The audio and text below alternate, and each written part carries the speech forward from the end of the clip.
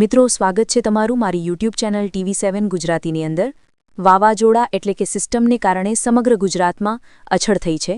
ગઈકાલે જોવા જઈએ તો 100 જેટલા તાલુકાની અંદર વરસાદ પડ્યો, થોડો ઘટાડો આવ્યો છે। એના આગલા દિવસે 220 તાલુકામાં વરસાદ પડ્યો હતો। ગઈકાલે સૌથી વધુ વરસાદ ગીર સોમનાથની અંદર પડ્યો, એની પહેલાં પણ ગીર સોમનાથની અંદર સૌથી વધુ વરસાદ છે એ જોવા મળ્યો હતો।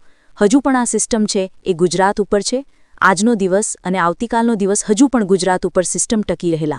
સિસ્ટમ મિત્રો આગળ વધી જવાની હતી, પરંતુ આ સિસ્ટમ હવે ગુજરાત ઉપર ટકી રહેશે, જેને લઈને સૌરાષ્ટ્રની અંદર ફરી એક વખત મિત્રો ભારે વરસાદની આગાહી કરવામાં આવી છે।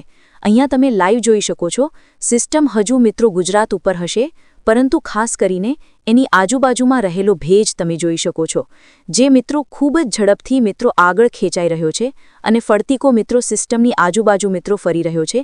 અને તેની અસરને કારણે જ ગુજરાતની અંદર ગઈકાલે જોવા જઈએ તો સવારની અંદર વરસાદ પડ્યો હતો, પરંતુ બપોર પછી ખૂબ જ ઓછા વિસ્તારમાં વરસાદ પડ્યો, ઢગ રહ્યો, તેજ પવન પણ જોવા મળ્યો। હવે જેમ ધીમે ધીમે સિસ્ટમ આગળ વધશે તેવી રીતે મિત્રો તેજ પવન છે એ વધશે, પવનની શક્યતા વધવાની છે, ભારે પવન ફૂંકાવાનો છે, ઠંડો પવન ફૂંકાવાનો છે, કારણ કે વેસ્ટર્ન ડિસ્ટર્બના પવનો પણ મિત્રો ભળી રહ્યા છે, એટલે એકદમ ઠંડો પવન વધશે અને ખાસ કરીને વરસાદની તીવ્રતા છે એ ઘટશે। આજના વિડીયોમાં આપણે મિત્રો 3 મુદ્દાઓ ઉપર વાત કરવાના છીએ। પહેલો મુદ્દો એ છે કે આ સિસ્ટમની અસર હજુ મિત્રો કેટલા દિવસ સુધી રહેશે, આજના દિવસે આ સિસ્ટમને કારણે ક્યાં ક્યાં ભારે વરસાદની આગાહી છે।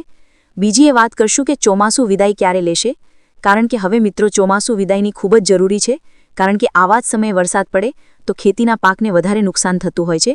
તો ચોમાસું વિદાય લઈ અને શિયાળો પણ, એટલે કે કવા ક્યારે શરૂ થશે તો તેને લઈને પણ પરફેક્ટ માહિતી આપશું।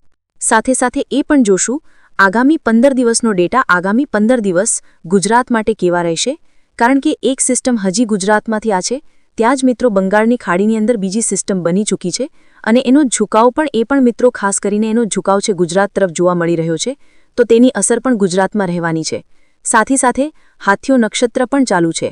તો આ તમામ મુદ્દાની વાત આજના વિડીયોમાં કરવાના છીએ, તો આ વિડીયોને અંત સુધી જોજો। તેમજ અમારી યુટ્યુબ ચેનલ TV7 ગુજરાતી પર આપ નવા હો તો ચેનલને સબસ્ક્રાઇબ કરી દેજો, તેમજ મિત્રો આ વિડીયોને લાઇક કરી દેજો। તો અહીંયા તમે જોઈ શકો છો મિત્રો વિન્ડીનું નવું અપડેશન છે અને તમે જોઈ શકો છો એકદમ સ્માર્ટ જોરદાર મેપ છે, અને એ પ્રમાણે જોવા જઈએ તો ગુજરાત ઉપર અહીંયા તમે જોઈ શકો છો જે પોરબંદર છે, પોરબંદર અને જૂનાગઢની વચ્ચે હાલ મિત્રો આ સિસ્ટમ છે અને તેની અસરને કારણે અહીંયા તમે જોઈ શકો છો ગીર સોમનાથ, અમરેલી, જૂનાગઢ છે, રાજકોટનો કેટલોક ભાગ છે, જામનગર છે, પોરબંદર છે, આ વિસ્તારોની અંદર તેની અસરો છે જોવા મળી છે।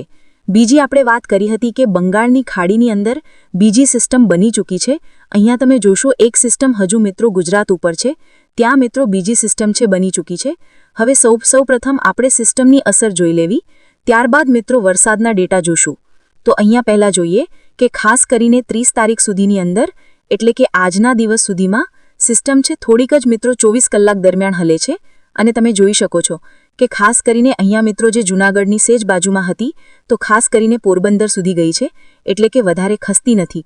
તો તેને લઈને દક્ષિણ ગુજરાત, સૌરાષ્ટ્રની અંદર ગીર સોમનાથ, અમરેલી, ભાવનગર જે કાંઠા વિસ્તાર છે, આ વિસ્તારોની અંદર તેની અસરો છે જોવા મળી છે। બીજી આપણે વાત કરી હતી કે બંગાળની ખાડીની અંદર બીજી સિસ્ટમ બની ચૂકી છે। અહીંયા તમે જોશો એક સિસ્ટમ હજુ મિત્રો ગુજરાત ઉપર છે, ત્યાં મિત્રો બીજી સિસ્ટમ છે બની ચૂકી છે। હવે સૌપ્રથમ આપણે સિસ્ટમની અસર જોઈ લેવી, ત્યારબાદ મિત્રો વરસાદના ડેટા જોશું।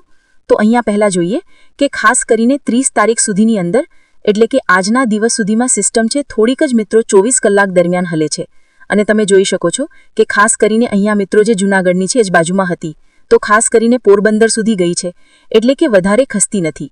તો તેને લઈને દક્ષિણ ગુજરાત, સૌરાષ્ટ્રની અંદર ગીર સોમનાથ, અમરેલી, ભાવનગર જે કાંઠા વિસ્તાર છે, આ વિસ્તારોની અંદર તેની અસરો છે જોવા મળી છે। 2 તારીખે આ સિસ્ટમ તમે જોઈ શકો, 2 તારીખે પણ સિસ્ટમ છે એ આગળ વધવાનું નામ નથી લેતી, થોડીક મિત્રો આગળ વધે છે, એટલા જ હવામાન વિભાગ દ્વારા ડાયરેક્ટ સીધો નવો મેપ જાહેર કરવામાં આવેલ છે।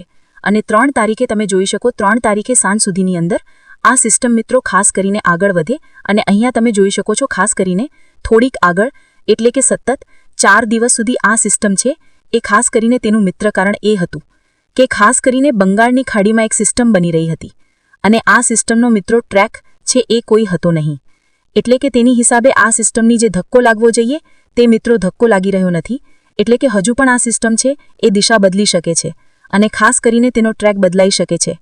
પરંતુ અહીંયા તમે જોઈ શકો છો છેલ્લી અપડેટ પ્રમાણે બંગાળની ખાડીવાળી સિસ્ટમ છે બની અને ધીમે ધીમે આગળ વધવા મળી છે, તો તેનો ધક્કો આવશે તો તેની હિસાબે આ સિસ્ટમ છે આગળ વધશે અને ગુજરાતમાંથી વરસાદમાંથી રાહત મળશે.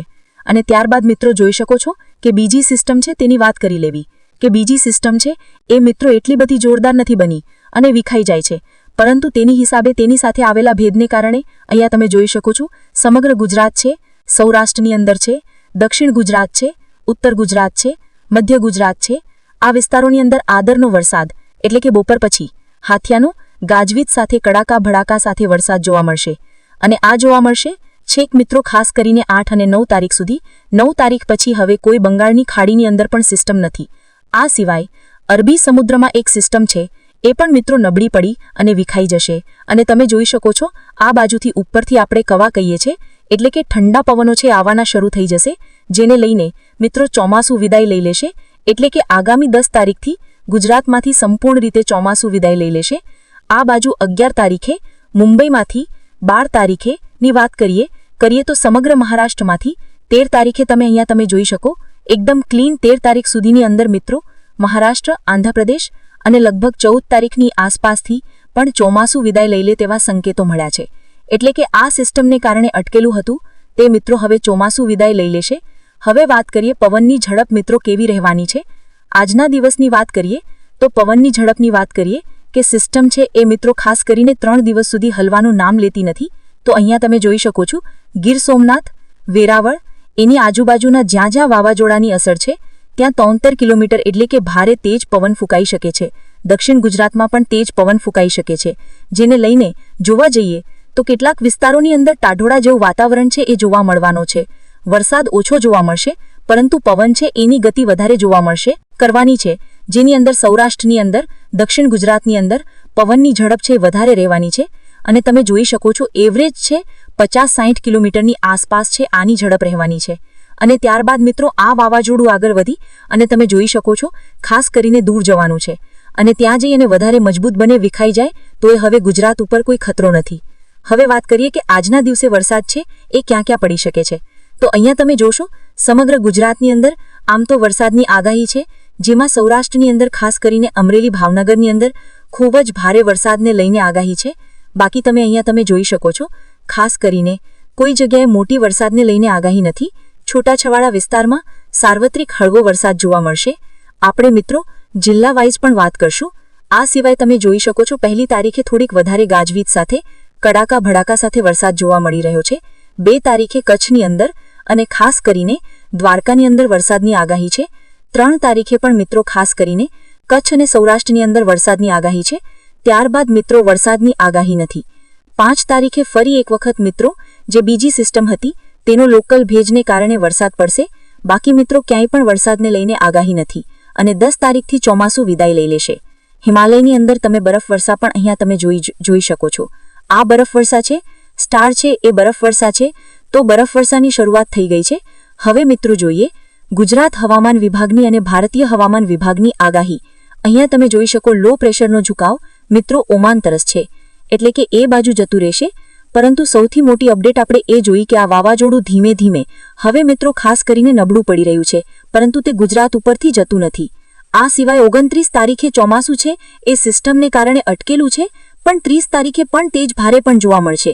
જ્યારે સૌરાષ્ટ્ર કચ્છની અંદર મિત્રો ઓરેન્જ એલર્ટ અતિ ભારે વરસાદ, જ્યારે ઉત્તર મધ્ય દક્ષિણ ગુજરાતમાં પણ ભારે વરસાદ ભારતીય હવામાન વિભાગનું છે. 1 તારીખે મિત્રો ખાસ કરીને અહીંયા તમે જોઈ શકો 9મું નોરતું તેજ પવન સાથે યલો એલર્ટ, છૂટાછવાયા વિસ્તારમાં ભારે વરસાદ. અને 2 તારીખથી મિત્રો ખાસ કરીને કચ્છ અને ઉત્તર ગુજરાતને રાહત મળશે, પણ સૌરાષ્ટ્ર અને દક્ષિણ ગુજરાતમાં હજુ પણ વરસાદ પડશે. અને 3 તારીખથી તમે જોઈ શકો છો રાહતના સમાચાર. 4 તારીખથી અહીંયા તમે જોઈ શકો છો થોડીક બંગાળની ખાડીવાળી નવી સિસ્ટમની અસર રહેશે, જેને લઈને 5 તારીખે દક્ષિણ ગુજરાતના મોટાભાગના વિસ્તારમાં વરસાદ. પરંતુ અહીંયા તમે જોઈ શકો છો ખાસ કરીને મધ્ય ગુજરાતમાં કચ્છમાં હવે નિરાત સિસ્ટમ છે એ પોરબંદર ઉપર હશે, થોડીક કાંઠા ઉપર હશે અને થોડીક નબળી પણ પડી રહી છે. તો દ્વારકા, પોરબંદર, જૂનાગઢ, ગીર સોમનાથ, રાજકોટની અંદર ઓરેન્જ એલર્ટ અતિ ભારે વરસાદ, જ્યારે અમરેલી, ભાવનગર અને કચ્છની અંદર યલો એલર્ટ પીળો કલર. તો છૂટાછવાયા વિસ્તારમાં ભારે વરસાદ જોવા મળવાનો છે અને 1 તારીખની વાત કરીએ તો રાજકોટ, અમરેલી, ગીર સોમનાથ, જૂનાગઢ, પોરબંદર અને દ્વારકાની અંદર હળવો વરસાદ, જ્યારે મિત્રો 2 તારીખે કચ્છ, દ્વારકા, જામનગર, રાજકોટ, પોરબંદર, જૂનાગઢ અને ગીર સોમનાથની અંદર યલો એલર્ટ. તો છૂટાછવાયા વિસ્તારમાં ભારે વરસાદ જોવા મળી શકે છે. તો મિત્રો, તમારા વિસ્તારમાં કેવો છે, કેવો વરસાદ છે, કેવો પવન છે, જરૂરથી અમને કમેન્ટ બોક્સમાં જણાવજો. આજના વિડીયોમાં આટલું જ. જય હિન્દ, જય ભારત.